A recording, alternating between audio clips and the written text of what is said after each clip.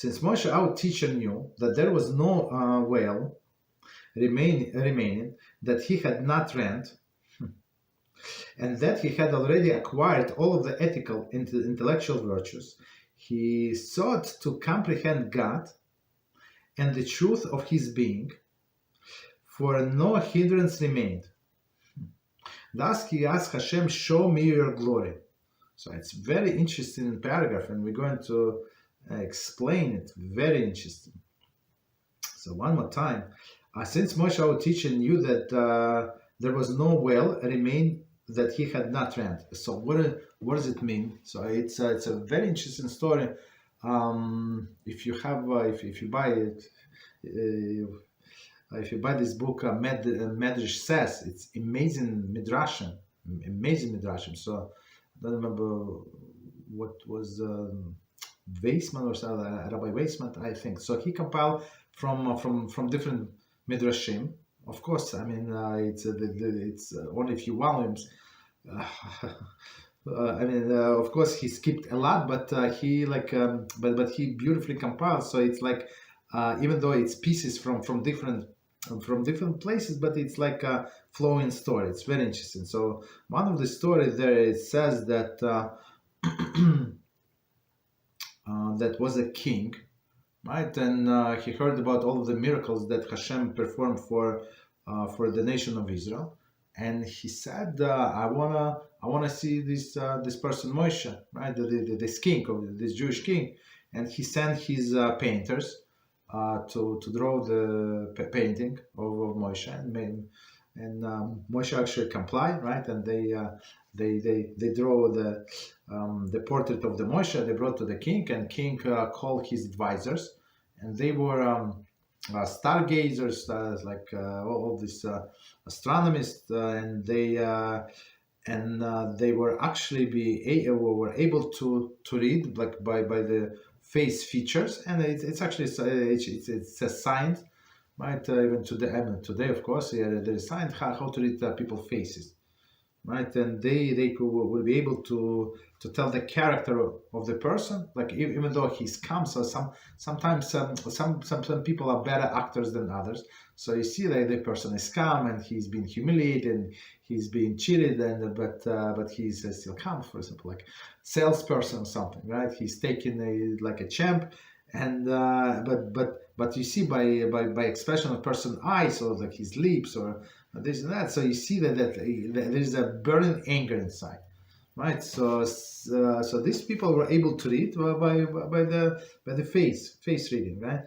And they say so the king asked them, please tell me what do you think about this person. Of course, he did not say who was the person, and they say this is angry person. He's a womanizer. He's the sinner. He's the thief. He's this. He's that. All of the worst characters in the world, character traits in the world. They spoke about Moshe, and he said, "You liars!" So now I understand you liars. I'm going to kill all of you. And they say, "Your Majesty, what did we do?" Like that's the truth. It's absolutely not. That's a holy person. He spoke to God. He's this and that, and you don't know what you're talking about. And they say, please don't do that.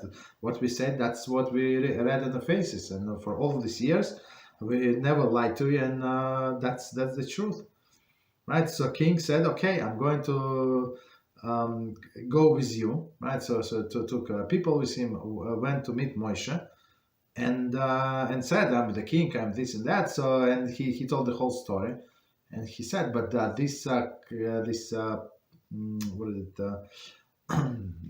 fortune tellers or astronomers of mine, they say that you actually angry and this and that, and Moshe Rabbeinu, and I want to kill them. So just tell me that you're not. So I see that they lied. Now I see with my own eyes that they lied. You're a holy person. And remember, Moshe was like wearing a mask to cover his face after he was speaking to Hashem, right? So because the face was glowing, and they call this man a womanizer. All these bad names, right? So and Moshe Rabbeinu said, no, whatever they said, it's absolutely true, right? I had these character traits, but I work on myself, and I actually transform them to good character traits, and that's exactly what this line mean. I mean, of course, Rambam write in a very concise manner, but that's what it means. So it says. So one more time. So one more time this sentence, so you would understand it's better now. Since Moshe, our teacher, knew that there was no whale, right? So all these bad character traits are whales, remaining that he had not rent. So meaning he rent all of the bad character traits, and it's not for free. I mean, he was working on himself, and that's actually expected from each and every one of us, right? Continue, and he had that he had already acquired all ethical intellectual virtues. Okay, so right, so Moshe knew on one hand he was very humble on one hand, but on another hand, when somebody is humble, it does not mean that as we learned in today I forwarded this class from Hilchot Diot, right, from Rambam. Also, so being humble does not mean that everybody is going to step on you like you are like a rag, and everybody walk over you, and you just say thank you, and please do it again, please come again, and you can spit at me. No, that's not humility is, right? You humble, but still you know you value, right?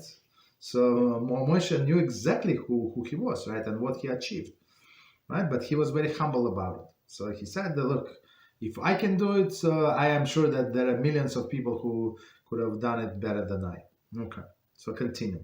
He sought to comprehend God, right? So after he cleansed himself, that he saw Hashem, whatever it means, he saw Hashem through through the crystal glass, right? He sought to comprehend God and the truth of his being. So truth of his being, meaning what does it mean? How Hashem runs the world? Like what is the truth, right? When somebody gets suffering, when somebody died young, like and in our mind, like this person did not sin, like, or not such a big sinner, right? So how is it true? How is it? Where's the mercy of Hashem? So that was actually the question. Right, he's been for no hindrance remains. So okay, so there is no more separations, right? And he said, I want to know your what is the truth, Hashem. Thus he asked him, show me your glory. Okay.